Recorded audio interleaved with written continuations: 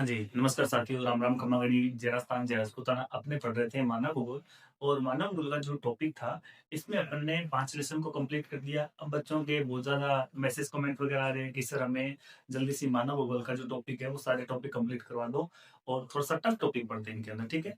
और अभी जैसे आज टाइम मिल रहा है, तो मैं हो सकता है 6 लेसन को कंप्लीट करवा दूँ।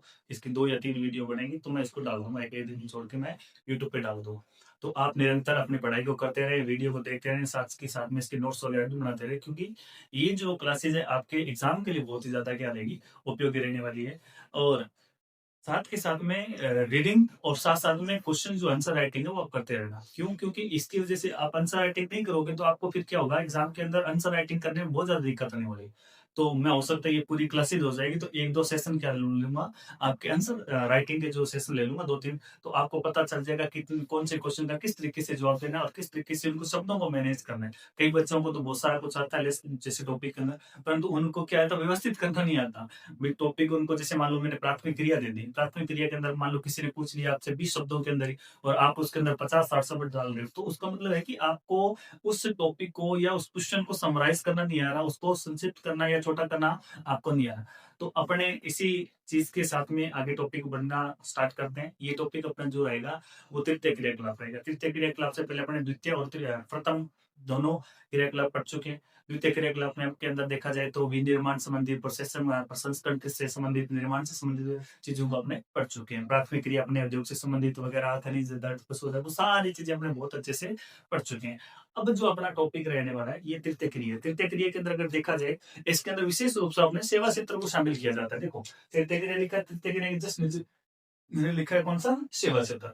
सेवा क्षेत्र को आज जो अपना टॉपिक है सेवा क्षेत्र, इस पे अपने आज विशेष रूप से बात करेंगे और बहुत ही शानदार तरीके से इसको क्या करेंगे, जो अन्य टॉपिक को अपने किया उसी तरह इस टॉपिक को भी अपने क्या करेंगे, जल्दी से फिनिश कर देंगे और आपके एग्जाम के लिए यहाँ से बहुत महत्वपूर्ण चीजें आपको देखने को मिलेगी। चलो बात करते हैं इसी के साथ में, टॉपिक को बढ़ते हैं। देखो, तृतीय क्रियाकलाप के अंदर मैंने आपको बताया था, तृतीय क्रियाकलाप आ गया, चतुर्थ क्रियाकलाप पहले अपने बात करी थी, सारणी बना के दी थी मैंने आपको, तृतीय क्रियाकलाप। तृतीय क्रियाकलाप में अपने जैसे संचार, परिवहन आ गया, ठीक है, व्यापार वगैरह आ गया, इन सब चीज़ों को क्या किया था, शामिल किया था। उसी के साथ में अपने चतुर्थ क्रियाकलाप के अंदर देखा जाए तो उसके अंदर आईसीटी, सूचना प्रौद्योगिकी के बारे में बात की थी। पंचम क्रियाकलाप में जितने भी जो नीति निर्माण थे, नीति विशेषज्ञ थे, उसके अलावा निर्णायक व्यक्ति थे या परामर्शदाता थे, सलाहकार वगैरह थे, उन सभी व्यक्तियों को क्या किया जाता है, उसके अंदर शामिल किया जाता है। ये तृतीय क्षेत्र क्या है, ये प्रत्यक्ष रूप से आता है। मैंने आपको बताया था उस समय भी अपन डायग्राम के अंदर बात की थी। तो आप उस वीडियो को अच्छे से देखोगे तब जाके यहाँ से कुछ चीजें समझ आने वाली हैं, ठीक है। अब मैं थोड़ा-सा क्या जल्दी करवाता हूँ कि थोड़ा कम समय के अंदर बड़ी ज़्यादा मैटर आपको दे दी।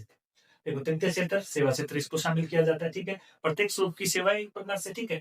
इसके अंदर क्या होता है, ये वस्तु उत्पादक में क्या है, सहायकर्ता के रूप में कार्य करता है, ठीक है। ये चीज़ आप ध्यान रखना।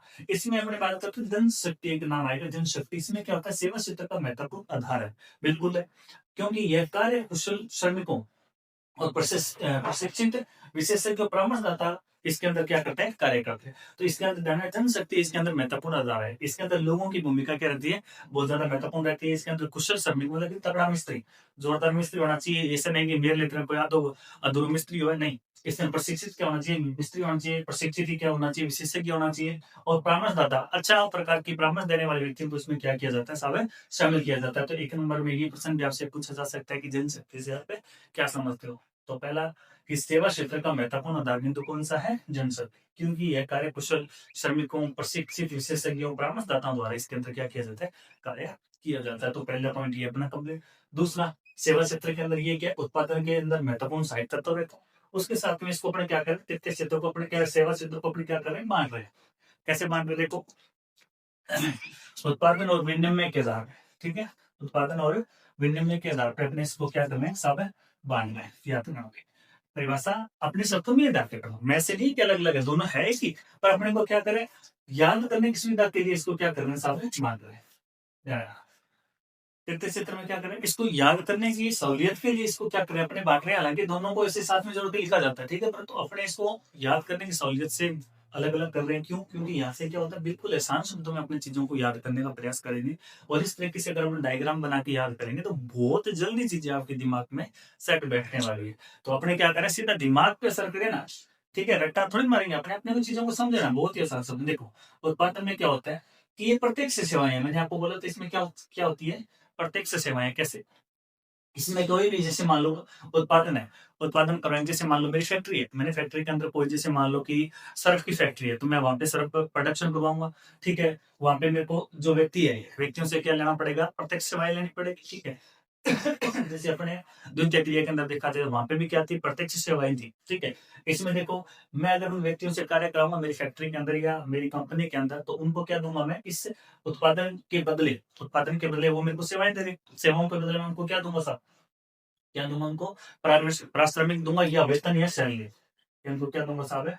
सैलरी दूँगा, क्लियर? जैसे मान लो कोई फैक्ट्री है, मेरी फैक्ट्री मान लो कोई साबुन बनाने की है, घी बनाने की है, कोई भी कपड़े, जूते वगैरह जो भी फैक्ट्री है, उसके अंदर मैं किसी श्रमिकों को रखूँगा 100, 4, 150, 200 को। उसके बदले में क्या मेरे को कार्य करके देंगे और उस कार्य के बदले उनको मेरे को क्या देना पड़ेगा? उनको एक निश्चित वेतन देना पड़ेगा, तभी वो मेरे यहाँ पे क्या करेंगे? कार्य करेंगे। तो ये क्या होगा? व्यावसायिक कहलाएगा, ठीक है? इसमें क्या होगा? उत्पादन के बदले आपने क्या करें? व्यावसायिक और या अमूर्त उत्पादन होता है, इसमें अर्थ क्या होता है? अमूर्त उत्पादन। तो ये चीज़ थोड़ा-सा विशेष रूप से ध्यान रखना इम्पोर्टेंट है। इसके अंदर आप ध्यान रखना, इसमें क्या होता है? प्रासंगिक या वेतन इनको क्या देना पड़ता है? उनके कार्य के बदले, उनके उत्पादन क्रियाओं के माध्यम से इनको क्या देना पड़ता है? सैलरी बेस देना पड़ता है। तो ये उत्पादन के अंदर ध्यान रखना। दूसरा, विनिमय। विनिमय की अगर बात की जाए, तो विनिमय किसके माध्यम से होता है? इसके अंदर अगर बात की जाए, इसमें दूरी को प्रभावित करते हैं, दूरी को प्रभावित करते हैं, याद रखना। कैसे? कौन-सी चीज़ें? देखो, व्यापार, परिवहन और संचार, ये दोनों तीनों का नाम याद रखना। देखो, व्यापार, परिवहन, संचार, जैसे मान लो किस तरीके से ये चीज़ों को प्रभावित कर, जैसे मान लो मेरे को किसी चीज़ की आवश्यकता पड़ी, जैसे मान लो मैं बीकानेर में रह रहा हूँ। अब मेरे को कोई सामान मँगवाना है, मेरे को मान लो कि यहाँ पर जैसे बीकानेर के अंदर ग्रामीण क्षेत्र है, ग्रामीण क्षेत्र के अंदर मेरे को किसी दूसरे क्षेत्र से वो सामान मँगवाना है, जैसे मेरे को 50 किलो चीनी की आवश्यकता होगी। आस-पास में दुकान में नहीं है, तो मैं क्या करूँगा? बीकानेर किसी को फ़ोन करूँगा, भई मेरे को क्या चाहिए?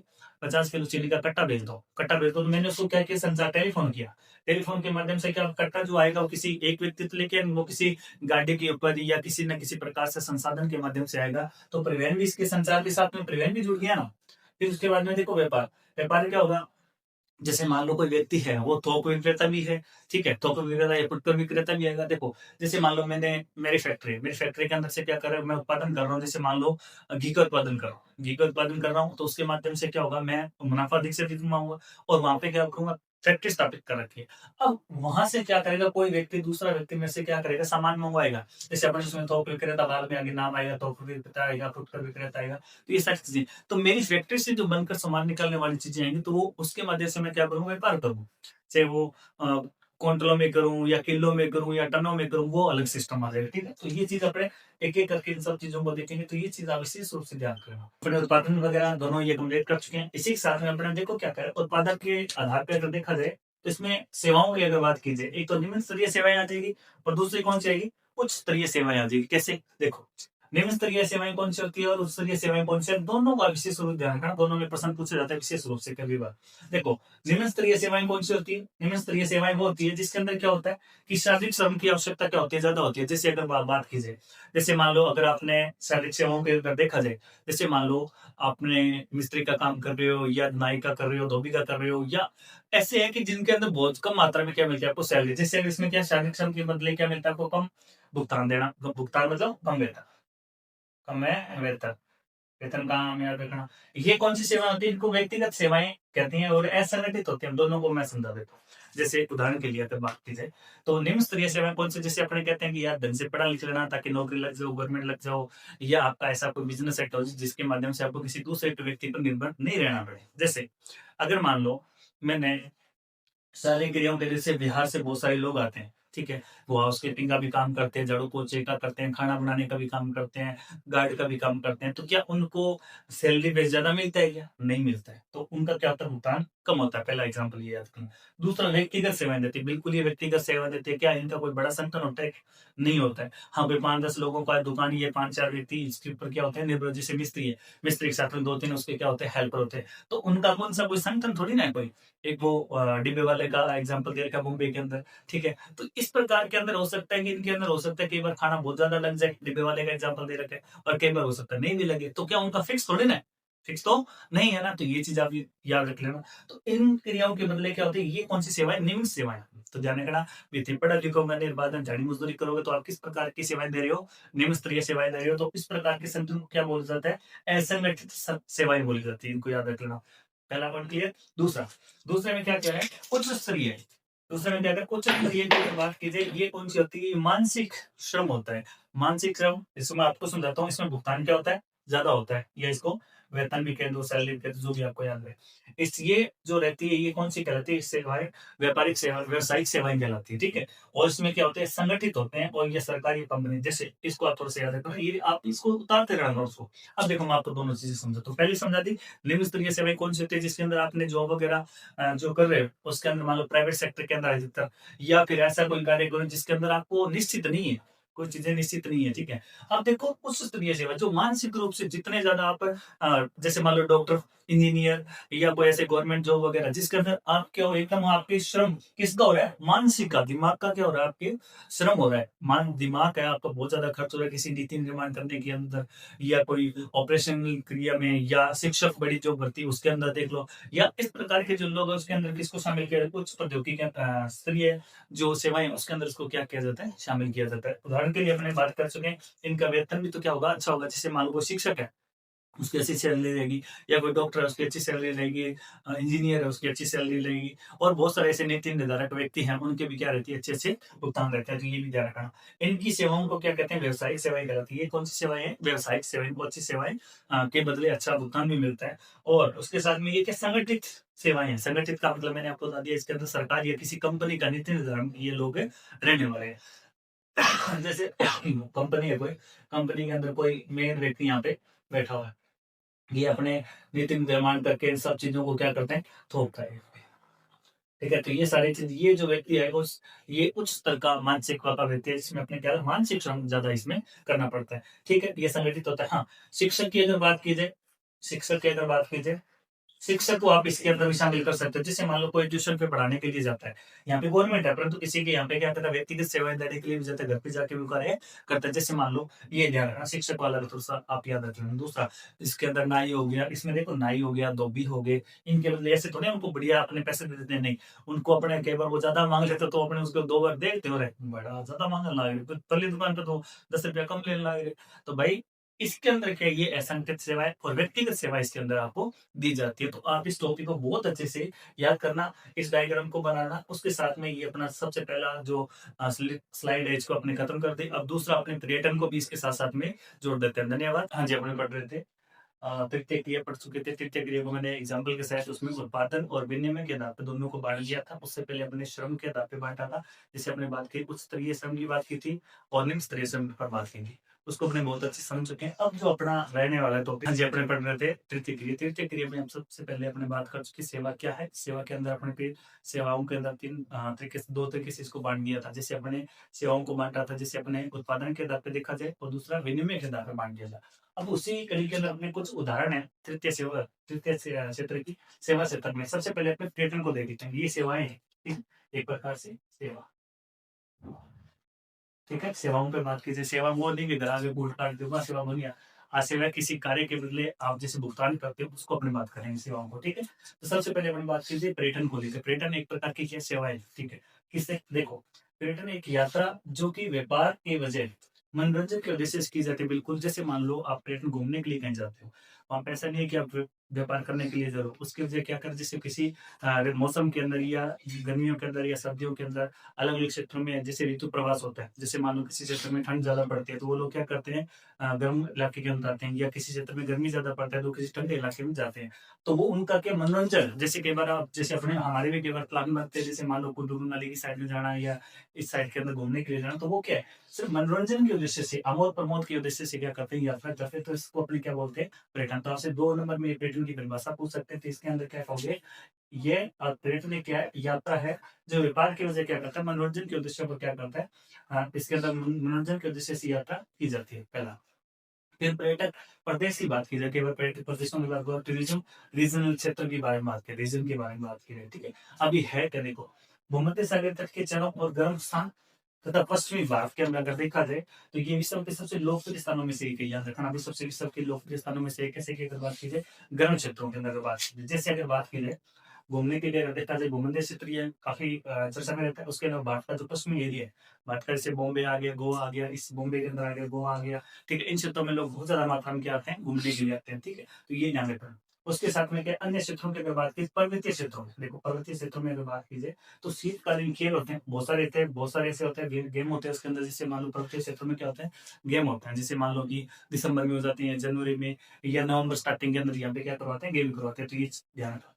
उसके लिए राष्ट्रीय उद्यान बहुत सारे ऐसे क्या है राष्ट्रीय उद्यान है, बहुत सारे क्या आएंगे राष्ट्रीय उद्यान है, जहाँ पे क्या होता है कि यहाँ पर बहुत सारे गेमिंग वगैरह होते हैं, ठीक है। उसके साथ में बहुत सारे ऐसे स्मारक है, ठीक है। उसके साथ में बहुत सारे विरासत स्थल है और ऐसे ऐतिहासिक नगर है जहाँ पे क्या करती है चीजों को आकर्षित करते हैं, जैसे मान लो बहुत सारे ऐसे विरासत स्थल है, ऐसे राष्ट्रीय स्मारक है या राष्ट्रीय पारिस्थितिक अपने जम्मू कश्मीर के अंदर देख सकते हैं। उसके लिए राष्ट्रीय उद्यान की अगर बात की जाए, जिम कॉर्बेट नेशनल की बात की जाए, एक वो तैरता हुआ पार्क है, उसकी अगर बात की जाए, राजस्थान के अंदर अगर बात की जाए तो बहुत सारे ऐसे पार्क है जिसके अंदर लोग घूमना ज्यादा वहाँ पे पसंद करते हैं, ये चीजों को क्या करते हैं आकर्षित करते हैं, ठीक है।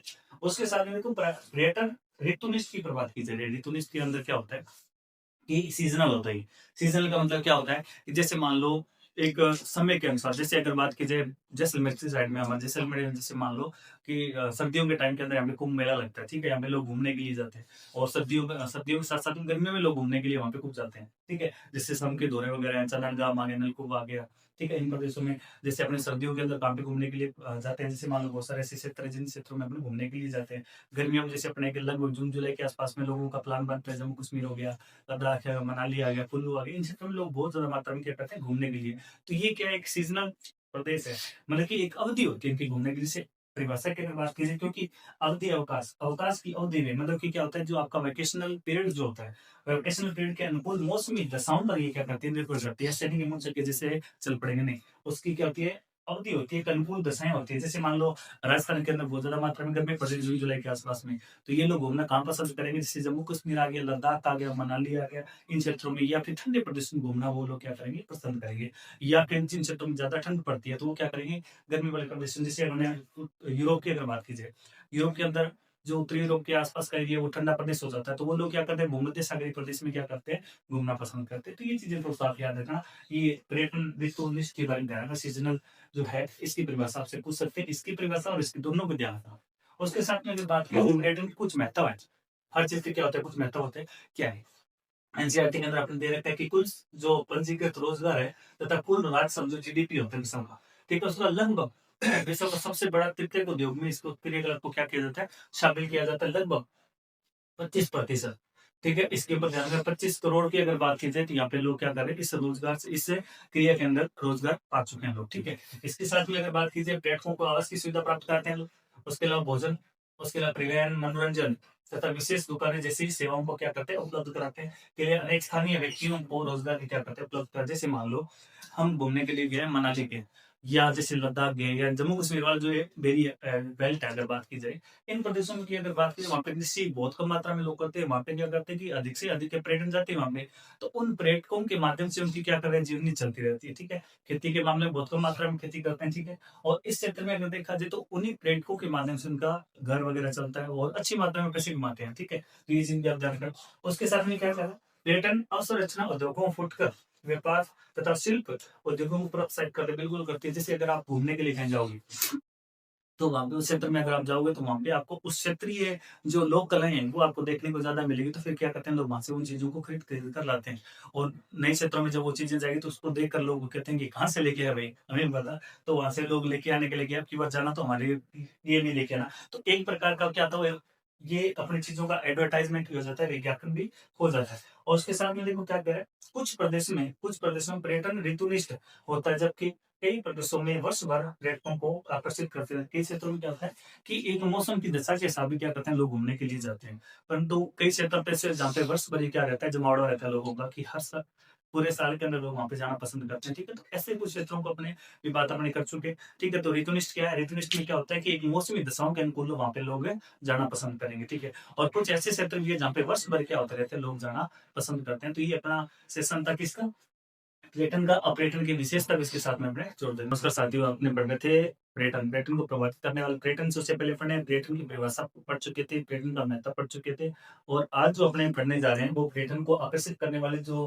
प्रभावित करने वाले जो प्रमुख कारक है। देखो कारक 3-4 कारक बता सकते हैं। इसके अंदर पहला कारक जलवायु आ गया, दूसरा भूदृश्य आ जाएगा, तीसरा अगर बात की जाए कला और इतिहास आ जाएगा और चौथे की अगर बात की जाए तो संस्कृति और अर्थव्यवस्था के ऊपर इस पे जो चीज़ है, जो चीज़ इस चीज़ को क्या करते हैं प्रभावित करते हैं। तो सामान्य सा टॉपिक है। हालाँकि शब्दों के अंदर ही बता दूँ पर ये क्या है कि 12th क्लास के हिसाब से मेरे को क्या करना पड़ेगा, इनको एक्सप्लेन करना पड़ेगा। तो सबसे पहले अगर बात की जाए जलवायु को लेकर, तो आकर्षित करने के जो प्रमुख कारक है, अभी कोई भी क्षेत्र है, जैसे मान लो घूमने के लिए आपको जाना है, घूमने के लिए जाना होगा तो देखो तो कोई भी क्षेत्र मान लो, इस क्षेत्र के अंदर जैसे मान लो कोई भी क्षेत्र है, इसके अंदर शीत ऋतु, ठीक है, या ग्रीष्म ऋतु, ठीक है, हो सकता है यहाँ का पर्यटन या अगर संस्कृति कोई किला है या महल है या कोई वहाँ का इतिहास है, वो सारी चीजें आपको क्या करती है प्रभावित करती है, या वहाँ का कोई मंदिर प्रसिद्ध हो गया, कोई विरासत हो गई, कोई स्मारक स्थल हो गया, तो ये सारी चीजें क्या करती है आपको आकर्षित करती है। इसी में सबसे पहला जो पॉइंट आता है वो कौन सा है, जलवायु का, जैसे मैंने आपको बताया। इससे ठंडे प्रदेश क्षेत्रों के लोग अवकाश में मतलब कि जब उनको छुट्टियां वगैरह मिलती है तो गर्म प्रदेशों या धूपदार मौसम वाली जगहों पर जाना क्या करते हैं पसंद करते हैं। इस कारण से यूरोप के लोगों को सर्दियों में दक्षिणी यूरोप और भूमध्य सागरीय प्रदेश मैंने आपको पहले ही बताया था क्षेत्रों में जाना पसंद करते हैं क्योंकि वहां पर अच्छे तापमान और धूप की लंबी अवधि, धूप की क्या है? लंबी अवधि, लंबी अवधि,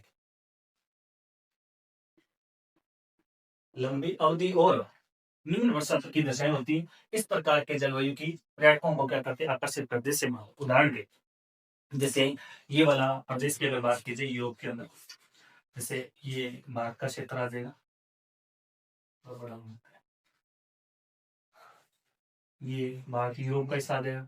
इधर अगर बात की जाए यूरोप का यहाँ पे पड़ता है भूमध्य सागर, ठीक है, ये कौन सा आ जाएगा भूमध्य सागर। यहाँ प्रदेशों में जब ठंड वगैरह ज्यादा पड़ती थी ये लोग क्या अगर घूमने के उद्देश्य से यहाँ पे आते हैं या फिर भारत के अंदर कुछ ऐसे स्थान हैं उनमें भी घूमना पसंद करते थे सर्दियों के मौसम के अंदर। अगर बात की जाए इन क्षेत्रों में वो लोग क्या करते हैं घूमना पसंद करते हैं। तो ये ध्यान रखना, ये क्या कहलाता है जलवायु। जलवायु भी बहुत ज्यादा क्या करता है चीजों को प्रभावित करता है, तो ये चीज विशेष रूप से ध्यान रखना।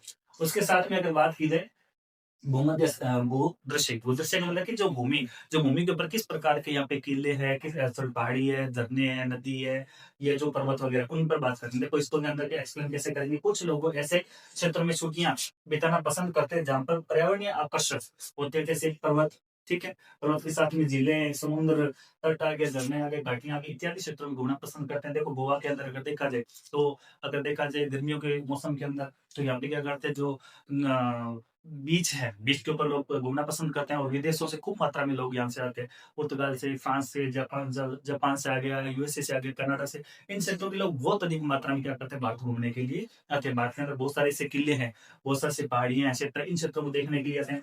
उदाहरण के लिए क्या करते हैं भारत में लद्दाख क्षेत्र में ट्रेकिंग में रुचि रखने वाले पर्यटकों को भी क्या करता है आकर्षित कर रहा है। ट्रेकिंग अपने जगह स्लाइडिंग करते हैं ना, उस तरीके की गतिविधि उसके अंदर लोग घूमना यहाँ पे क्या करते हैं पसंद करते हैं। तो ये पूरा का पूरा क्या क्लाइमेट है, वो क्या कहते हैं ना कि अपने इन क्षेत्रों के अंदर घूमना भी क्या आते हैं लोग बाहर से बहुत अधिक मात्रा में आते हैं। उसके अलावा अगर देखा जाए तो आगे वाला जो कॉन्सेप्ट है वो किसमें आएगा, कला संस्कृति इतिहास के अंतर्गत आ जाएगा, जिसके अंदर अपने वहाँ के इतिहास को लेकर, वहाँ की संस्कृति को लेकर, वहाँ के जैसे अगर कोई किला हो गया, विरासत स्मारक आ गया या उद्यान आ गया, इन क्षेत्र को चीजों को देखने के लिए भी क्या करते हैं लोग हैं और पार्क के अंदर आते हैं। तो ये चीज आप ध्यान रखना, पहला जलवायु को अच्छे से याद करें, दूसरा कौन सा है भूदृश्य। बस इनको याद रखना, ये तो बस थ्योरी है, थ्योरी को तो आप क्या कभी भी याद कर सकते हैं, पॉइंट आपको समझना है, ठीक है।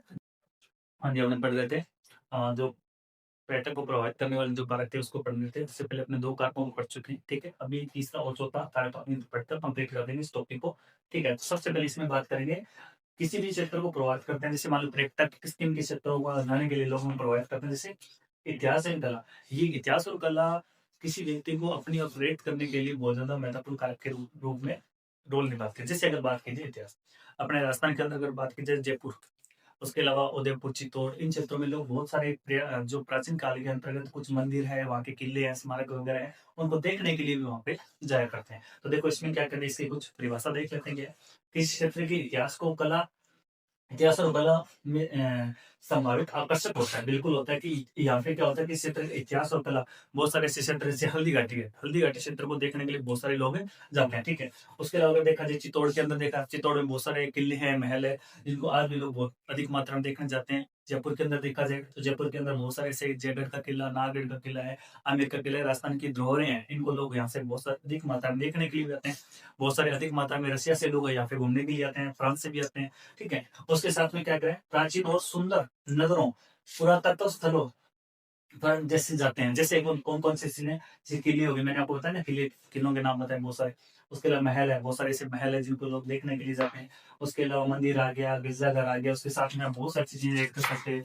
बावड़ी, बावड़ी का नाम आप ऐड कर सकते हो। उसके अलावा प्राचीन जैन मंदिर वगैरह है, जैन मंदिर आ गया, ठीक है। उसके साथ में बहुत सारे ऐसे स्थल हैं जिनको लोग यहाँ पे देखने के लिए आते हैं, ठीक है। उसके अलावा यहाँ पे समाधि स्थल है बहुत सारे, इनकी गिरजाघर हमारे समाधि स्थल भी, समाधि तक। तो ऐसे बहुत सारे जगह हैं जहाँ पे लोग घूमना क्या करते हैं, पसंद करते हैं। इतिहास से संबंधित कुछ चीजें आ जाए, ठीक है। तो ये ध्यान रखना। उसके अलावा दूसरा कौन सा है, संस्कृति और अर्थव्यवस्था, कल्चर एंड इकोनॉमी, याद रखना, ठीक है। संस्कृति को अपने बोलते हैं कल्चर, इकोनॉमी, अर्थव्यवस्था को बोलते हैं अपने इकोनॉमी। इन ये भी चीज क्या करती है, इस पर्यटक को क्या करते हैं, प्रभावित करते हैं। कैसे करते हैं, देखो, किसी क्षेत्र के रीति रिवाज और परंपराओं में संभावित आकर्षक होते हैं, बिल्कुल होता है। जैसे मैं आपको बताऊं, कुछ समय पहले, अभी थोड़ा टाइम पहले की बात है, 2 या 2.5 महीने पहले की बात है, हिमाचल प्रदेश या उस क्षेत्र के अंतर्गत एक व्यक्ति था जो नकाबपोश था, मतलब अपने चेहरे के ऊपर बिल्कुल अपने चेहरे को ढककर, और इस तरीके से एक शराब था, पानी था उसके हाथ के अंदर, और वो ढोल के ऊपर डाल रहा है। तो वो उनका एक प्रदर्शनी था, उनकी वेशभूषा को लेकर कह सकते हो, या उनकी प्राचीन संस्कृति के जो ऐसे पार्ट है उनके, जिनको लोग देखकर क्या होते हैं, प्रभावित होते हैं। या आदिवासी समुदाय के जो नृत्य है, उन चीज़ों को देखकर भी बहुत सारे लोग क्या होते हैं, प्रभावित होते हैं। उनके रीति-रिवाज़ें, उनके शादी-ब्याह के जो रीति-रिवाज़ है वो हो गए। इन सब चीज़ों को लोग देखकर बहुत ज़्यादा अधिक मात्रा में क्या होता है, प्रभावित होते हैं। उनको देखने के लिए भी जाते हैं। कई बार क्या होता है, आदिवासी महोत्सव होते हैं, उनको देखने के लिए लोग क्या करते हैं, घूमने के लिए वहाँ पे उन क्षेत्रों में जाया करते हैं, ठीक है। तो ये चीज़ आप ध्यान रखना, बिल्कुल उनकी रीति-रिवाज़ें होंगी, उनकी परंपराएँ होंगी, ठीक है। यदि कोई क्षेत्र पर्यटकों की ज़रूरतों को सस्ते दामों पर पूरा करते हैं, ये क्या करते हैं, पर्यटकों की जो ज़रूरत होती है उनको सस्ते दामों पे क्या करते हैं, पूरा करते हैं, और वह अत्यंत लोकप्रिय हो जाते हैं।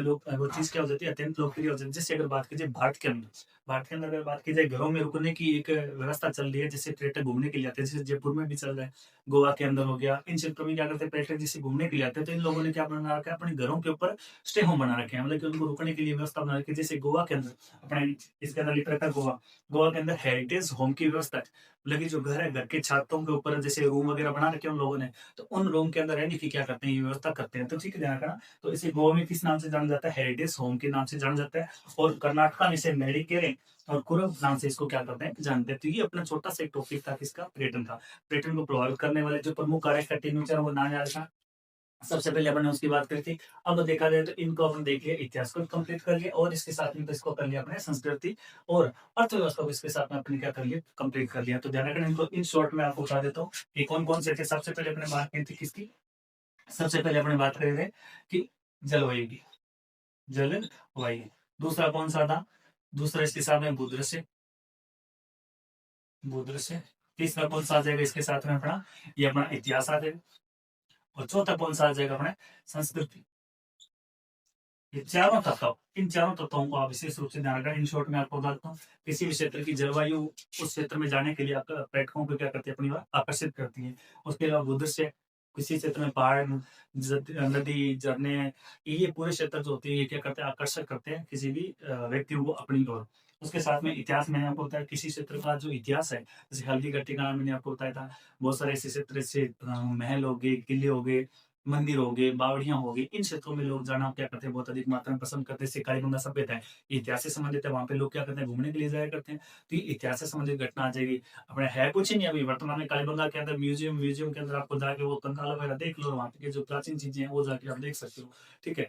और वहाँ के संस्कृति के बारे में मैंने आपको बता दिया, वहाँ के रीति-रिवाज़ों के बारे में। जैसे आदिवासी समूह है, आज भी उनके जो रीति-रिवाज़ हैं, भारत सरकार उनको क्या देती है, प्रोत्साहन देती है। रीति आदिवासियों के लिए क्या करती है, मेले वगैरह का क्या करती है, जो आयोजन वगैरह करती है। तो ये अपने ध्यान रखना, इन सब चीज़ टॉपिकों के अंदर अपनी चीज़ों को कंप्लीट कर लिया तो ध्यान रखना। इसके साथ में अपनी वीडियो का क्या करते हैं, अंत करते हैं, लाइक शेयर करते ही रहना, और नेक्स्ट वीडियो का वेट। हाँ जी, अपने पढ़ रहे थे, पर्यटन को प्रभावित करने वाले कारक को अपने अच्छे से पढ़ लिया है। उसी के साथ में अपना जो नेक्स्ट अभी जो टॉपिक है वो टॉपिक है चिकित्सा का पर्यटन। चिकित्सा पर्यटन मतलब कि मेडिकल टूरिज्म की अगर बात की जाए, मेडिकल टूरिज्म है क्या? पहले तो इसके बारे में थोड़ा-सा देख लेते हैं।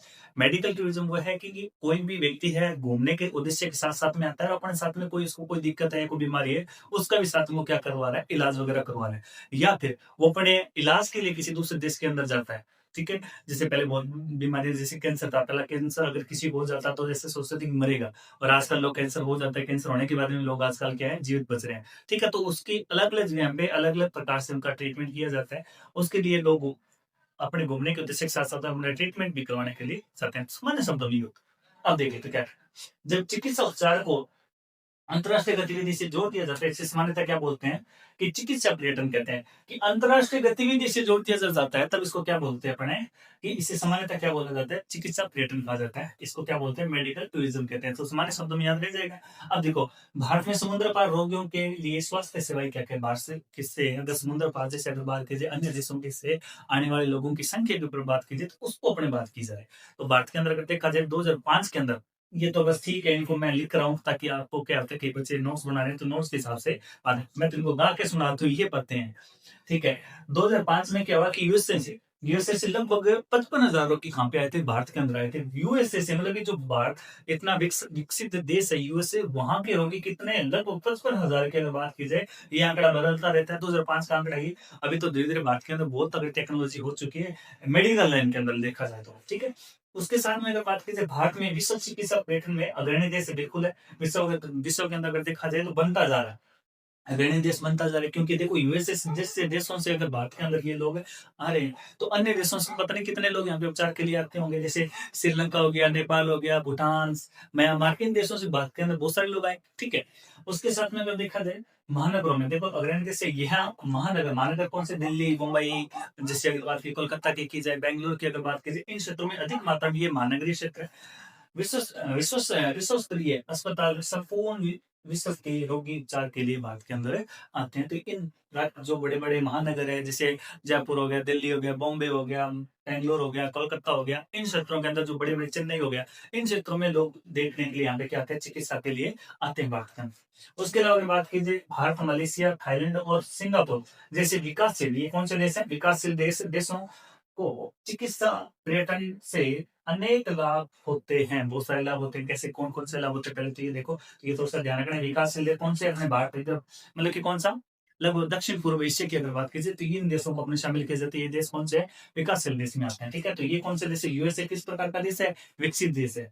अगर बात कीजिए चिकित्सा पर्यटन के अतिरिक्त भारत के अंदर अगर देखा जाए चिकित्सा पर्यटन के अतिरिक्त मेडिकल टेस्ट, आंकड़ों के विश्लेषण मतलब कि डाटा एनालिसिस के आधार पे अगर देखा जाए बहस स्वतंत्र आउटसोर्सिंग जिसको अपने कहते हैं, का भी उपयोग किया जाता है। सस्ती मेडिकल सुविधाएँ उपलब्ध की ये बहस उत्पन्न क्या थी, ये आपसे प्रश्न पूछा जा सकता है। इसको आप कह सकते हो ठेकेदार ठेकेदारी व्यवस्था। ठेकेदारी व्यवस्था कैसे? जैसे मान लो मैं हॉस्पिटल करके बैठा हूँ। मैंने हॉस्पिटल करके बैठा हूँ और क्या हुआ, जैसे मान लो कोई रोगी ऐसा आया मेरे पास में, उसका मेरे को टेस्ट वेस्ट करना है, ठीक है? अब मेरे पास में कुछ ऐसी मशीनें नहीं है, जिससे मैं उसका कोई टेस्ट वेस्ट कर सकूँ। अब मैं क्या करूँगा मेरा जो कॉन्ट्रैक्ट बेस वाला कोई व्यक्ति होगा, मैं बोलूँगा कि तुम वहाँ पे जा और जाके तुम यहाँ पे मेरा नाम ले देना और तेरे को वहाँ पे कुछ छूट दे देंगे या फिर तेरे को कुछ कमीशन वगैरह छोड़ देंगे, तेरे पे डिस्काउंट वगैरह दे देंगे। तो इस प्रकार की प्रक्रिया को क्या बोलते हैं बृहस्पतिरोधन कहते हैं। याद रखना अभी आउटसोर्सिंग क्या है? आउटसोर्सिंग में क्या होता है जैसे मान लो मेरे को कोई दिक्कत होगी, मैं किसी हॉस्पिटल में गया वहाँ पे एमआरआई करवाना है। वहाँ पे एमआरआई मशीन नहीं है, तो अब मैं क्या करूँगा कि जो वहाँ पे हॉस्पिटल वाले हैं वो मेरे को बोलेंगे भई फलाने डॉक्टर के पास में जा, वहाँ पे वो लिख के देंगे मेरे को, वो जाते क्या कर देंगे मेरी एमआरआई कर देंगे, वो मेरे से टैक्स जो पैसा-वैसा लेना हो वो ले लेंगे, उसके बाद वापस से मेरे को क्या हो जाए उसी हॉस्पिटल में भेज देंगे। तो ये जो व्यवस्था होती है वो कौन क्या कहलाती है? बृहस्पतिरोधन कहलाती है। सामान्य शब्दों में बताया मैंने बिल्कुल। भारत, स्विट्जरलैंड और ऑस्ट्रेलिया अस्पताल विशिष्ट चिकित्सा सुविधाओं को उपलब्ध करवा रहे हैं, ठीक है? तो ये ध्यान रखना इन देशों के अंदर देखा जाए तो स्विट्जरलैंड हो गया, भारत, ऑस्ट्रेलिया ये क्या विशेष प्रकार की सेवाओं को क्या कर रहे हैं, अपने देशों और अन्य देशों को उपलब्ध करवा रहे हैं। जैसे अगर बात कीजिए रेडियोलॉजी, एक्स-रे वगैरह जो करते हैं ना बड़े, तो रेडियोलॉजी आ जाएगा, ठीक है? उसके साथ एमआरआई आ गया, ये एमआरआई क्या करता है आपको मशीन के अंदर डाल दिया जाता है, ठीक है? और इसके अंदर आपकी पूरी बॉडी को स्कैन कर दिया जाता है, कहाँ पे क्या दिक्कत है, पूरा आपको क्या किया जाता है इसके अंतर्गत पता चल जाता है, ठीक है? उसके अलावा अल्ट्रासाउंड वगैरह टेस्ट करवाने की सारी की सारी व्यवस्था क्या होती है, इस मेडिकल सुविधा के अंतर्गत आपको देखने को मिलती है और भारत इन सब चीज़ों के अंदर आज धीरे-धीरे भारत सरकार भी इस चीज़ को लेकर क्या करते हैं, बहुत अधिक मात्रा में क्या कर रही है, सपोर्ट कर रही है, ठीक है? तो ये अपना चिकित्सा पर्यटन का टॉपिक हो गया, उससे पहले चिकित्सा को प्रभावित करने वाले कारक आ गए। अब हमारे तो क्या है कि हमें तो घूमने नहीं दिया जाता है, कहाँ पे जाएँ भई? स्कूल से फुर्सत नहीं मिलती है, बच्चों से फुर्सत नहीं मिलते हैं, 24 घंटे नहीं लगेंगे हमें तो बात है जाने के अंदर, तो वही बात है। तो ये चीज़ें इसके अंदर घूमने-फिरने की बातें चलती रहती है, प्लान बनाते हैं कि इस बार अपने घूमने जाएँगे, पर क्या होता है कि एग्ज़ाम आ जाते हैं, धीरे-धीरे बच्चों पे हमारे पे भी प्रेशर रहता है कि भई इस बार टॉप का रिज़ल्ट रखना है, तो ये धीरे-धीरे गतिविधि चलती रहती है और घूमने का प्लान होता है वो पानी के अंदर मिलता रहता है। हर बार प्लान बनता है कि यार इस बार अपने वहाँ पे घूमने जाएँगे, तो नहीं जा पाते। तो इसी के साथ अपना टॉपिक क्या हो जाता है, खत्म हो जाता है और वीडियो को लाइक शेयर हमेशा करते रहिए और हमारे साथ जुड़ने के लिए धन्यवाद। नमस्कार साथियों, जय हिंद, जय भारत, राम राम, खमा गणी, जय राजस्थान, जय राजस्थान। अपने मानव भूगोल पे बात कर रहे थे, 12th क्लास का टॉपिक है। अपने 6 लेसन के अंदर आ चुके हैं जिसमें तीर्थ क्रियाकलाप के बारे में अपने बात करने जा रहे हैं। तो इसी के अंदर अपने टॉपिक को पढ़ रहे हैं। इस टॉपिक का नाम अपने तीर्थ क्रियाकलाप है। तीर्थ क्रियाकलाप के जो प्रकार है, हमने बात कर चुके हैं इन पे। व्यापार, परिवहन, संचार वगैरह सारी चीज़ों को इसके अंदर क्या कर देंगे, मर्ज कर देंगे। इससे पहले अपने पर्यटन के ऊपर वीडियो बना चुके हैं, पर्यटन को प्रभावित करने वाले कारक पर वीडियो बना चुके हैं, ठीक है? तो इन सब चीज़ों के बारे में अपने विशेष रूप से टॉपिक पर वीडियो बना चुके हैं। अभी इसी के साथ-साथ में नए-नए टॉपिक धीरे-धीरे इसके अंतर्गत जो जैसे कड़ी वाइज़ कड़ी अपने जोड़ते चलेंगे, ठीक है? बहुत ही आसान शब्दों में इस टॉपिक को अपने कंप्लीट कर लेंगे, ठीक है? सबसे पहले अगर बात कीजिए तो व्यापार। व्यापार है क्या? व्यापार वाणिज्य है क्या? सबसे पहले व्यापार वाणिज्य है क्या? तो व्यापार एवं वाणिज्य इसमें क्या होता है व्यापार देखो कोई भी है व्यक्ति मान लो मैं जैसे कोई व्यापार कर रहा हूँ, जैसे मान लो मुझे मैंने कोई प्रोडक्शन स्टार्ट किया, जैसे मान लो मैंने खल-चूरी का प्रोडक्शन स्टार्ट किया है, तो मैं रॉ मटेरियल वहाँ से कहीं से खरीदूँगा, उसके बाद में खल-चूरी का निर्माण करूँगा। वहाँ से मेरे पास में थोक विक्रेता भी आएँगे, रिटेल वाले भी आएँगे, रिटेल वालों को मैं सामान बेचूँगा नहीं, मैं थोक विक्रेता को बेचूँगा। जैसे मान लो मेरे को कुछ 500 बोरी निकलवानी है, 1000 बोरी निकालनी है, 100 150 बोरी निकालनी है, तो ये मैं क्या करूँ रिटेल वालों को दूँगा, सॉरी थोक विक्रेता को दूँगा, ठीक है? होलसेल वालों को, ठीक है? तो इसका भी अप्रोच ध्यान रखना। अब इसमें है क्या वो देखना, सारी चीज़ें माइनर सब छोटे-छोटे शब्दों के अंदर अपने इसको कंप्लीट कर लेंगे। देखो, वस्तुओं को खरीदना, बेचना इसका प्रमुख कार्य व्यापार का काम ही तो होता है। व्यापार में क्या होता है कि चीज़ों को, वस्तुओं को क्या करना, क्रय विक्रय करना, पहली बात। दूसरा, इसका मुख्य उद्देश्य क्या है? कोई व्यापारी है, वो लाभ कमाने से उद्देश्य है, उसका मेन मुख्य उद्देश्य क्या होता है? लाभ कमाना, सामान्य शब्दों में। तीसरा, प्रमुख व्यापारी केंद्र बाजार कौन-कौन से हैं? देखो बाजार ग्रामीण क्षेत्र में बाजार होते हैं और शहरी क्षेत्र में भी बाजार होते हैं। इसी में शहरी क्षेत्रों को बोलते हैं नगरीय क्षेत्र।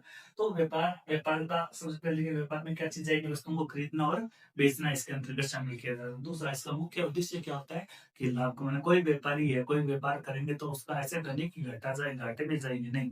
उसका हमेशा लक्ष्य क्या रहता है? लाभ कमाना होता है। ठीक है? उसके बाद में व्यापारी केंद्र और व्यापार वाणिज्य के प्रमुख केंद्र कौन से आएँगे? व्यापारी केंद्र इसको अपने बाज़ार बोल देते हैं इंग्लिश में, ठीक है? अब इसमें देखो क्या है, इसके अंदर इसमें 2 भागों में इसको डिवाइड कर लेते हैं। जैसे ग्रामीण क्षेत्र, ग्रामीण विपणन केंद्र आ जाएँगे, उसके साथ में नगरीय विपणन केंद्र, मैंने शॉर्ट के अंदर लिख के लिखा है, ठीक है? वि से मतलब विपणन और के से मतलब केंद्र। तो इनका क्या प्रकृति क्या रहेगा? व्यापार की प्रकृति के अनुसार क्या करेंगे? देखो, व्यापार की प्रकृति के अनुसार इसको क्या करेंगे अपने 2 भागों में बाँट लेंगे, ठीक है? इसको कैसे ग्रामीण क्षेत्र वाला तो आप याद रखना और दूसरा नगरीय क्षेत्र। अब व्यापार की प्रकृति आपकी व्यापार करने का तरीका क्या है? छोटे लेवल पे व्यापार कर रहे हो, बड़े लेवल पे व्यापार कर रहे हो। छोटी सी दुकान है या बड़ा सा क्या आपका होलसेल का शोरूम है, तो इन सब के आधार पर अपनी इसकी क्या की जाती है प्रकृति को निर्धारित किया जाता है। कौन सी प्रकृति को देखो, सबसे पहले थोक विक्रेता, थोक व्यापार इसको अपने बोलते हैं, होलसेल बोलते हैं इसको, ठीक है? उसके बाद में अगर बात की फुटकर विक्रेता जिसको अपन रिटेल व्यापार बोलते हैं, ठीक है? इसको रिटेल बोलते हैं, ठीक है? आप जैसे दुकानों से सामान खरीदते हो वो रिटेल की दुकानें होते हैं और जो बड़े होलसेल से अपने इकट्ठा सामान मंगवाते हैं ना, वो कौन सी दुकान होती है? थोक व्यापार की, वहाँ पे लिखा होता है थोक विक्रेता, ठीक है? तो इसका आप ध्यान रखना। तो इस प्रकार से इसको अपने क्या कर लिया, विभाजन कर लिया। अब अपन देखेंगे कि थोक व्यापार में क्या है, ग्रामीण व्यापार में क्या है, ये ग्रामीण विपणन क्या है, सारी चीज़ों को अपने बहुत ही सामान्य शब्दों के अंदर इसके साथ में कर लेंगे। वीडियो को अंत तक बने रहना, वीडियो को लाइक शेयर करते रहना, चैनल को जितना हो सके सब्सक्राइब जरूर करते रहना। तो इसी के साथ में हमने आगे प्रश्न देखो, मैंने साइड में क्या लिखा है, ग्रामीण विपणन केंद्र, ये वाला जो टॉपिक है मैंने इस साइड के अंदर एक्सप्लेन कर रहा हूँ, ठीक है? समझो क्या है, ये ग्रामीण क्षेत्रों में रहता है, ठीक है? ग्रामीण क्षेत्रों का व्यापार बाजार है।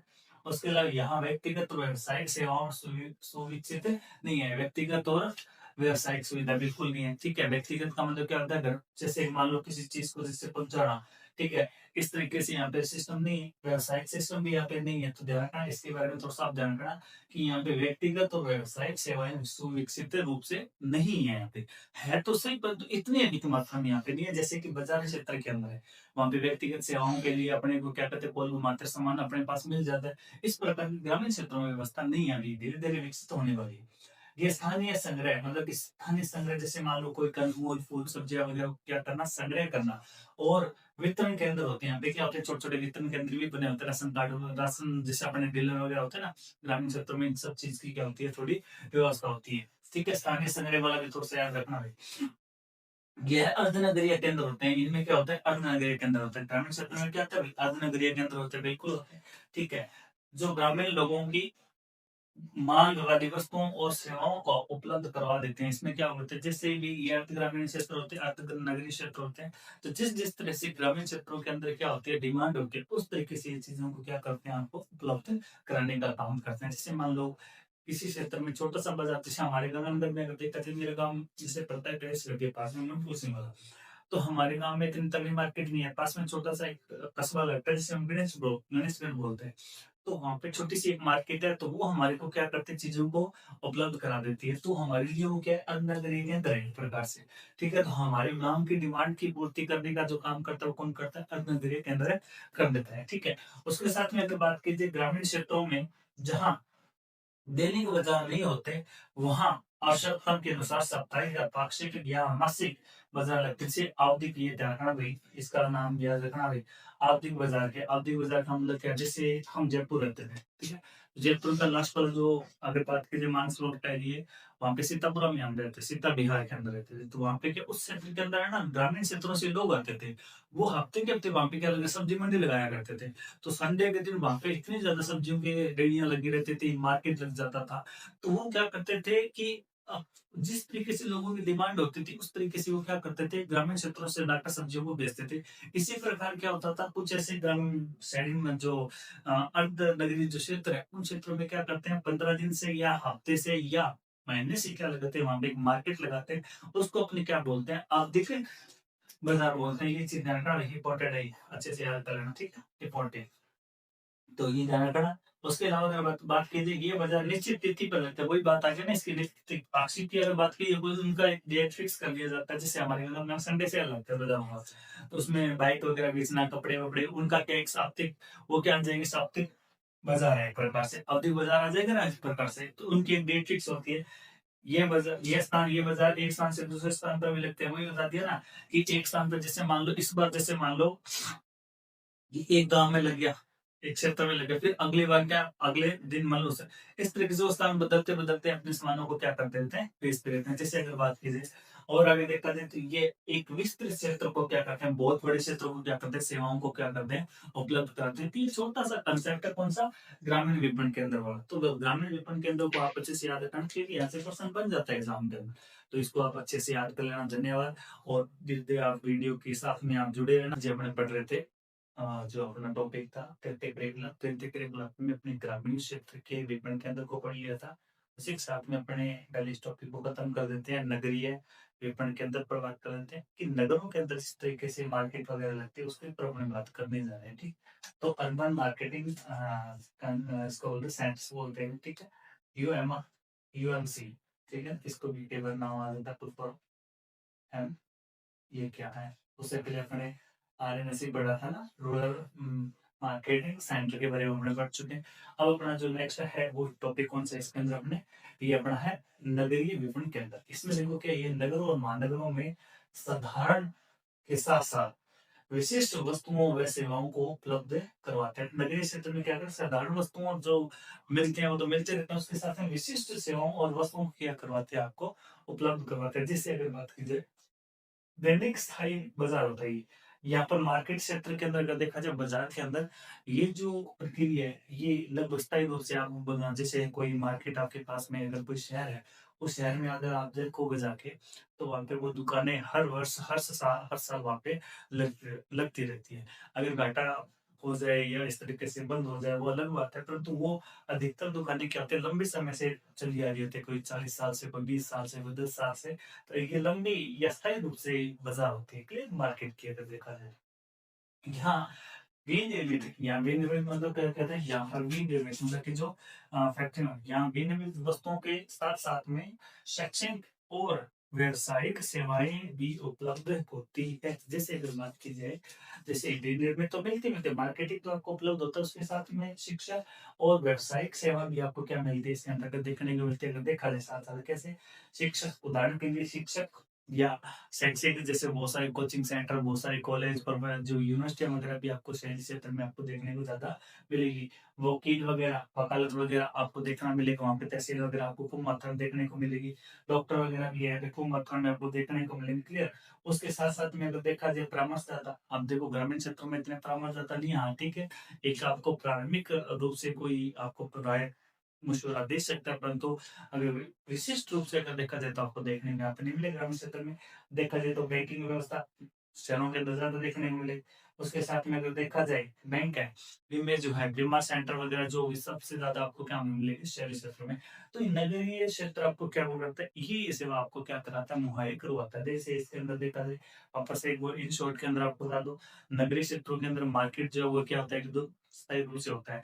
ये साधारण वस्तुओं के साथ-साथ में आपको विशिष्ट सेवाएँ भी क्या करती है, उपलब्ध करवाती है। उदाहरण के लिए अगर देखा जाए कि अगर शिक्षक है, बड़े-बड़े कोचिंग सेंटर है, कॉलेज है, शिक्षा के जो बड़े केंद्र है, वो भी कहाँ पे आपको देखने को मिले मार्केट के अंदर। वकील, वकालत वगैरह सब कहाँ पे देखने को मिलेगी, मार्केट के अंदर देखने को मिलेगी, बाज़ार, नगरीय केंद्रों में।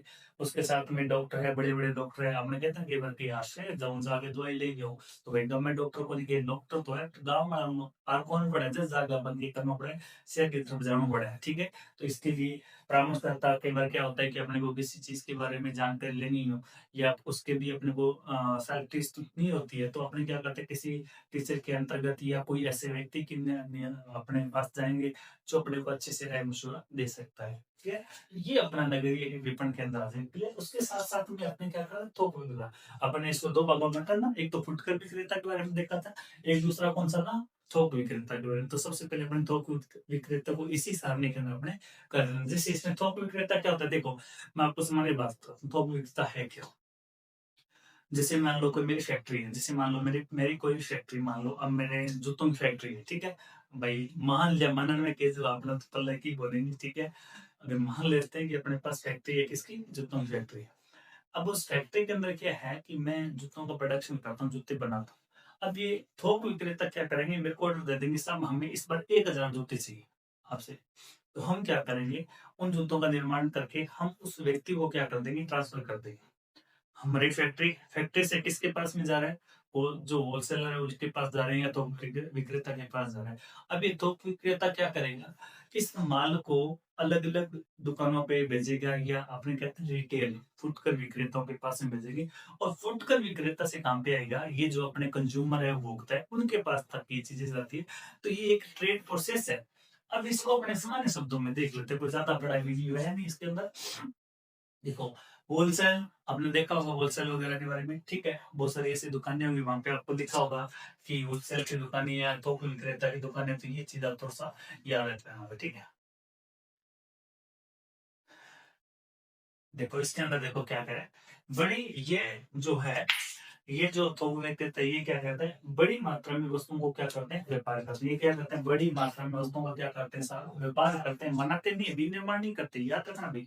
ये क्या करते हैं, व्यापार करते हैं। कभी आपको ये कथन के अंदर प्रश्न पूछ लिया जाए, तो यहाँ पे ध्यान रखना, ये क्या करते हैं, व्यापार करते हैं, नहीं विनिर्माण, याद रखना इस चीज़ को।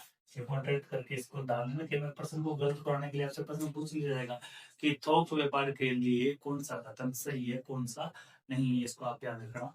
उसके साथ में ये विक्रेता, ये विनिर्माताओं से वस्तुओं को खरीदते हैं या बिचौलिए की सहायता से खरीदते हैं। बिचौलिए पर अभी आपको बताऊँगा, ठीक है? जैसे मान लो मेरे पास मेरी फैक्ट्री थी।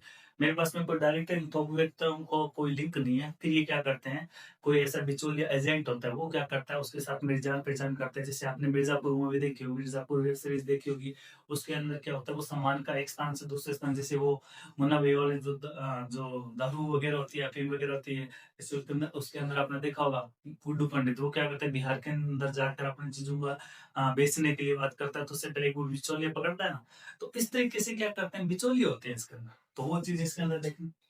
और उसके अलावा ये अपनी वस्तुओं को सीधे उपभोक्ताओं को नहीं बेचते, बल्कि ये किसको बेचते हैं, फुटकर विक्रेता को। ये ध्यान रखना कि ये कथनों के अगर ये प्रश्न बन सकते हैं, तो आप विशेष रूप से इन चीजों को याद रख लेना।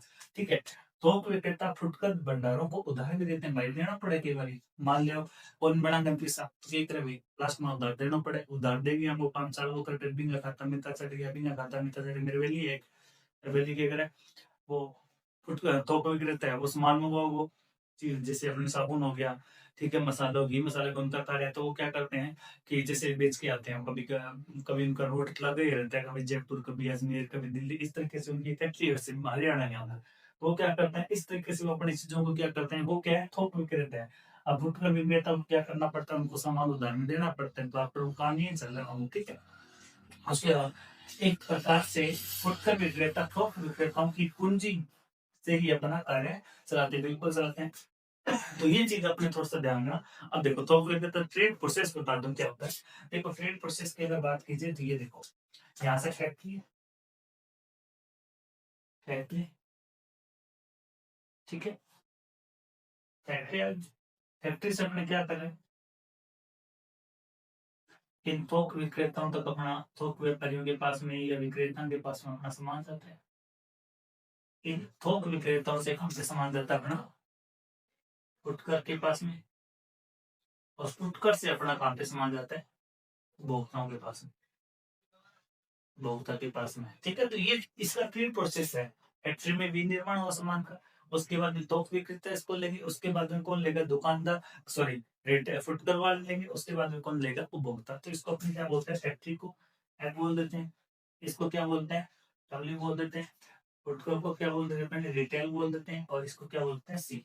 इस प्रकार से ये ट्रेड प्रोसेस चलता है। तो ये ध्यान रखना, विचार में बना लेना, ताकि आपको चीज जल्दी से आपको ज्यादा समझ आते हैं। तो इसके साथ में अपने जो फुटकर विक्रेता उसको भी साथ में जोड़ देते हैं। जैसा कि अपने पढ़ रहे थे, जो टॉपिक था अपना, उससे पहले अपने मार्केट के बारे में बात कर चुके हैं। मार्केट के अंदर अपने बात के नगरीय क्षेत्र की बात कर चुके हैं, ग्रामीण क्षेत्र पे बात कर चुके हैं, ठीक है। उसी के अंदर अपने बात कर चुके थे, उससे पहले थोक व्यापारी पे बात कर चुके हैं, जिसको होलसेल जिसको अपने बोलते हैं, ठीक है। उसी के साथ में अपना जो नेक्स्ट है, इसी में आता है फुटकर विक्रेता। फुटकर जो व्यापारी जिसको अपने बोलते हैं रिटेल वाला, ठीक है ना, रिटेल ट्रेड जिसको अपने कहते हैं। अब ये रिटेल ट्रेड है क्या, वो सारी चीजें अपने बात करता हूँ। ये सारा टॉपिक हो जाए, उसके बाद में आपको ब्रीफ के अंदर 5 से लगभग 2 या 2.5 लाइन के अंदर सारा टॉपिक समझा दूंगा। पहले इसको देख लेते हैं, फुटकर विक्रेता होती है। देखो फुटकर क्या है, इसके अंदर ये एक छोटी मात्रा में, उसमें क्या होता है, थोक व्यापार में अपने बात करें तो उसमें क्या होता है, बड़ी मात्रा में। याद रखना भाई, दोनों का अगर आपसे अंतर भी पूछ लिया जाए तो अंतर भी आप बता सकते हो। अगर आपसे अंतर पूछा जाए तो अंतर भी मैंने आपको अच्छे से ये बता दिया, तो इसके अंदर आप अंतर अंतर अच्छे से देख सकते हो, क्या क्या अंतर है। देखो ये बड़ी मात्रा में, ये क्या करते हैं, छोटी, ये क्या करते हैं, छोटी मात्रा में वस्तुओं का व्यापार करते हैं, ठीक है। ये क्या करते हैं, व्यापार, उत्पादन नहीं करते हैं, सिर्फ व्यापार करते हैं। यहाँ वस्तुओं को सीधा उपभोक्ताओं को बेचा जाता है। मैंने आपको बताया था, अपन डायग्राम बनाया था, डायग्राम क्या बनाया था, फैक्ट्री आया था, फैक्ट्री के बाद डब्ल्यू आया था, होलसेल वाले आए थे, उसके साथ साथ में कौन से आए थे, रिटेल वाले आए थे, रिटेल से अपने कौन से आ गए, कंज्यूमर, कंज्यूमर या जो अपने कस्टमर है उन तक ये सामान जाता था। ये अपन डायग्राम बनाया था। तो ये था, उसी की डिटेल अगर देखा जाए तो यहाँ वस्तुओं को सीधे उपभोक्ताओं को बेचा जाता है। यह कार्य निश्चित दुकानों और स्टोरों या भंडार घर जिसको अपने बोलते हैं में ही संपन्न होते हैं। ये क्या होता है, निश्चित दुकानों, और ये क्या होता है, जिससे अपने को सामान है, ये अपने ऐसे तो है नहीं कि हर किसी को दे आएंगे, ठीक है। इसमें क्या होता है, कॉन्ट्रैक्ट होता है उनका भी, इतने टाइम के अंदर अपने को पैसा दे रहा है कि नहीं दे रहा है, या फिर कोई डिफाल्टर निकल जाता है, जिससे अपने पॉलिटिकल, जिससे अपने उसमें पढ़ते हैं अपने अर्थशास्त्र के अंदर, हमारे अकाउंट्स के अंदर पढ़ा जाता है कि उसके फिर खाते वगैरह बनाए जाते हैं, लाभ हानि खाते बनाए जाते हैं, ठीक है। और व्यापार खाते, लाभ हानि खाते, अगर ट्रेड अकाउंट उसके अंदर बनते हैं, तो उसके अंदर वो खाते के अंदर ये उनकी अमाउंट वगैरह चढ़ती रहती है। तो ये चीज थोड़ा सा ध्यान रखना। ये जो दुकान से बेचने वाला जो पहले इस पॉइंट को करते हैं, दुकान से अपने व्यापार करते हैं, सामान बेचते हैं। फिर देखो इसमें ध्यान रखना कि छोटी मात्रा में इसका ऊपर व्यापार करते हैं। दूसरा, ये सीधा उपभोक्ताओं को सामान बेचते हैं, ठीक है। तीसरा है निश्चित दुकानों स्टोरों में क्या ये कार्य क्या होता है, संपन्न होता है। इनकी क्या निश्चित निश्चित क्या होते हैं, दुकानें और स्टोर इसके अंतर्गत होते हैं। तो ये चीज आप थोड़ा सा ध्यान रखना। पहली बात, दुकान से क्या होते हैं, सामान को बेचते हैं, क्लियर। दूसरा, इसमें भंडार रहित लिखा है। इसमें भंडार रहित का मतलब क्या होता है कि सामान का ज्यादा स्टोरेज नहीं कर पाते हैं। ऐसे उदाहरण के लिए अगर बात की, जैसे मान लो मेरी कोई सब्जी रेडी रेडी की दुकान है, तो मैं रेडी का मैंने रेडी लगा रखी। रेडी पे क्या करूँ, जितना मेरे को ये लगे कि इस जिस क्षेत्र में मैं जाता हूँ वहां पर मेरे सामान इतना यहाँ तक बिक जाएगा, तो उस हिसाब से मैं क्या करूँ, सामान को परचेज करूंगा दूसरे थोक विक्रेता से। अब इसमें देखो उदाहरण के लिए इसमें क्या क्या दे रहे थे, फेरी वाला आपने देखा होगा, रेडी वाला जो आता है, ठीक है, फेरी वाला आता है, उसके बाद में रेडी वाला आता है, ट्रक, उसके बाद आप द्वार से द्वार, डोर टू डोर जिसको अपने बोलते हैं, डाक है, संदेश आदेश है, दूरभाष है, स्वचालित बिक्री मशीनें हैं, इंटरनेट फुटकर बिक्री के भंडार रहित उदाहरण है। याद रखना भी, आपसे उदाहरण पूछा जा सकता है, तो आप उदाहरण को अच्छे से याद कर लेना कि इसके अंदर कौन सी चीजों का आप क्या करते हो, भंडार रहित है। ये इनका भंडार आप ज्यादा ज्यादा नहीं कर सकते। अब रेडी वाले को पता है कि मेरा जिस क्षेत्र में मैं रेडी लेके जा रहा हूँ, उस क्षेत्र में क्या करूंगा कि वहां पर हो सकता है 50 किलो सब्जी लगेगी। वैसे तो है नहीं कि 70 किलो लेके आएगा, नहीं, वो 50 से हो सकता है 45 लेके आएगा, क्योंकि उसको ज्यादा पता है कि अगर दूसरे दिन तक सब्जियां खराब हो जाएगी, तो वो क्या करता है, जितनी सब्जियां बिक जाती है, मान लो उसने 40 जो बची जामो उसने तो अपनी जो सब्जियां वगैरह थी उसको बेच दिया। अब 5-7 किलो शाम को उसके पास रह गई।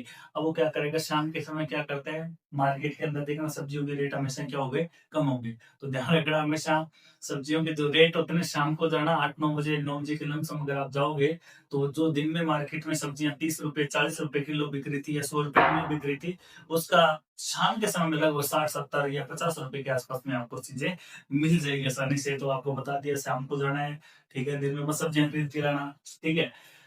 उसके अलावा अगर बात कीजिए, देखो भंडार सहित जिन चीजों को अपने भंडार कर सकते हैं, ठीक है, वो कैसे, देखो फुटकर बिक्री से जुड़े भंडारों प्रकार के अगर बात कीजिए, सबसे पहले अपने बात करते हैं 3 प्रकार इसके देख सकते हैं, ठीक है।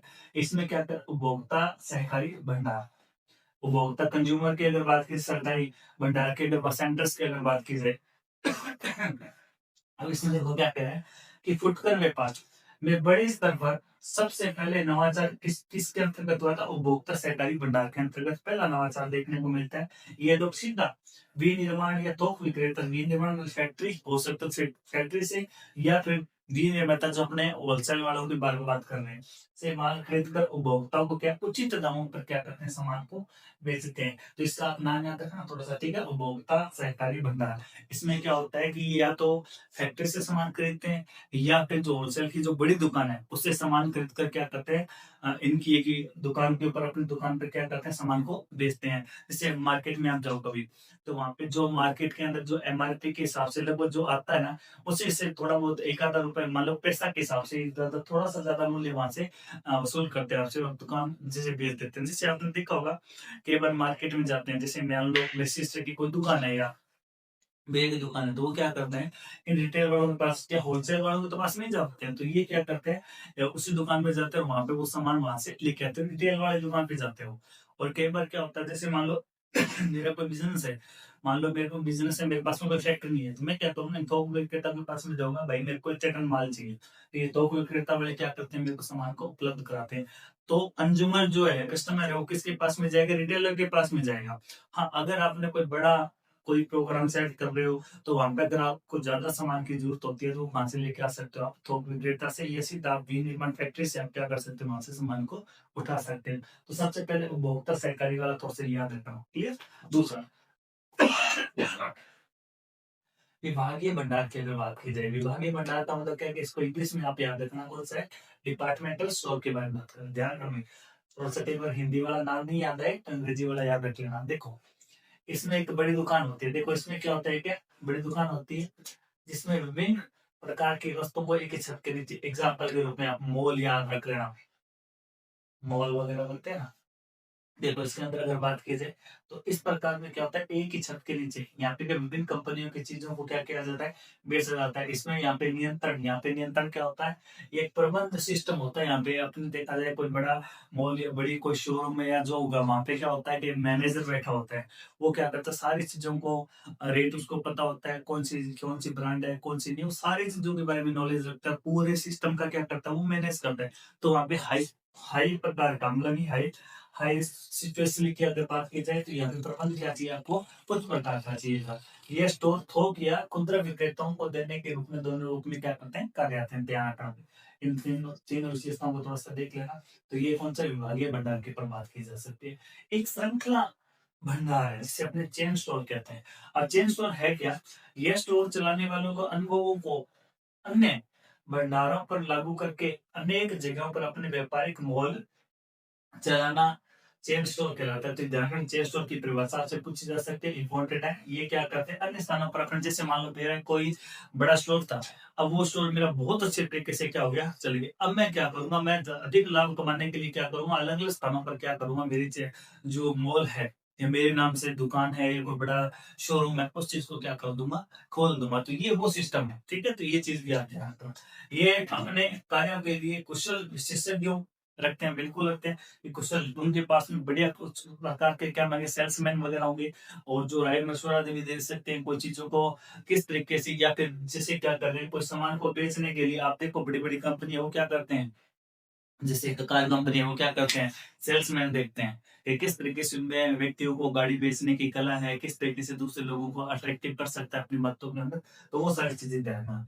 ये अपने निर्देशन प्रसिद्ध ही वस्तुओं का भी निर्माण करा देते हैं। ये वस्तुओं ये क्या करते हैं कि अपने निर्देशन पर क्या करते हैं, ये व्यक्ति जब इनकी डिमांड ज्यादा बढ़े तो बड़ा सिस्टम, बड़ा चेन सिस्टम हो जाएगा। अब ये क्या करते हैं, सीधा कंपनियों के साथ में कॉन्ट्रैक्ट करेंगे, भाई हमें इस प्रकार का क्या चाहिए, प्रोडक्शन चाहिए, हम इस तरीके का प्रोडक्शन क्या कर सकते हैं, बेच कर सकते हैं। हो सकता है ये डिजाइन बना के आपको प्रस्तुत कर दे। तो ये सारी चीजें इसके अंतर्गत शामिल कर लेंगे। और सस्ती दरों पर व्यापारी क्या करते हैं, माल को खरीदते हैं। यहाँ से क्या करते हैं, सस्ती दरों पर व्यापारी क्या करते हैं, माल को खरीदते हैं। तो ये तीनों चीजें आप विशेष रूप से आप करना, आपसे प्रश्न पूछा जा सकता है। उपभोक्ता सहकारी भंडार क्या है, उसके लिए विभागीय भंडार क्या है, और श्रृंखला भंडार क्या है। तो तीनों के तीनों पॉइंट को आप बहुत अच्छे से क्या करना, याद कर लेना। ये अपना जो टॉपिक था इसको अपने कंप्लीट कर लिया। अब आप नेक्स्ट वीडियो का इंतजार करें, और जितना हो सके वीडियो को लाइक शेयर करना, सब्सक्राइब करना चैनल को, और अपना प्रेम स्नेह इस तरीके से बनाए रखना। धन्यवाद साथियों, जय हिंद जय भारत।